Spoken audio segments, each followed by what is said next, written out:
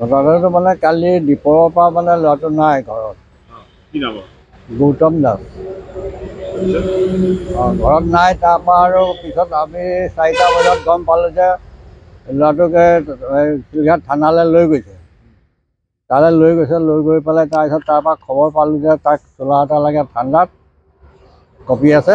তাৰপিছত মই ঘৰলৈ আহিলোঁ, আহি পেলাই চোলাটো নি পেলাই তাত দিলোঁগৈ। ইয়াৰ পিছত তাৰ পুলিচে ক'লে বোলে এটা কাম কৰোঁ, আপুনি এতিয়া আহিব নালাগে, অলপ দেৰিকৈ আহিব। দেৰিকৈ যোৱাৰ পিছত মোৰ এপাক 8টামান বজাত গ'লোঁ। যোৱাৰ পিছত তেতিয়া ক'লে বোলে নহয়, এতিয়া ইয়াত মানুহ বহুত আছে, অলপ আৰু দেৰিকৈ আহিব।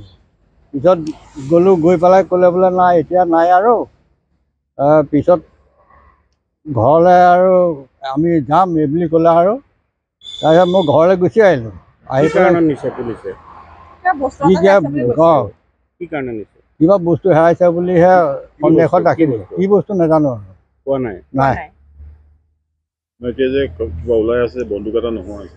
সেইটো আমি বন্দুক বুলি কোৱা নাই। আমাক এইটোৱে কৈছে যে কিবা এটা বস্তু হেৰাইছে, সেইকাৰণে বোলে তেওঁক বোলে ৰাখি দিছে। আপুনি কি হয়? গৌতম দাসৰ গৌতম দাসে কি কৰে? চেলুন আছে আমাৰ। চেলুন আছে। পুলিচে কি কাৰণে লৈ গৈছে বুলি কৈছে? কিবা বস্তু এটা হেৰাইছে বুলি কৈছে। আমাৰ কালি গৈছিলে 6-7জন মান লৈ গৈ পেলাই কাপোৰ কানি পিন্ধাই কৰি আনিছে।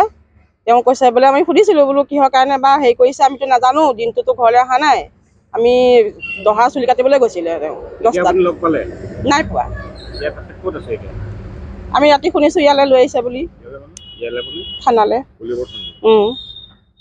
তাৰপিছত সুধিছিলোঁ আমি, মানে সুধিছিলোঁ, কৈছে হেৰি কিহৰ কাৰণে নিছে বোলে, আমাৰ বস্তু এটা হেৰাইছে, জাষ্ট আমি ফুটপুচৰ কাৰণে ৰাখি থৈছোঁ, এনেকৈ কৈছে। কি বস্তু সুধিছিলোঁ, কৈছে সৰু কিবা বস্তু এটা হেৰাইছে, কোৱা নাই মানে। এতিয়া মানে এনেই মুখে মুখে শুনিছোঁ কিবা গান এটা হেৰাইছে বুলি কৈছে। গান কিবা ডাঙৰ।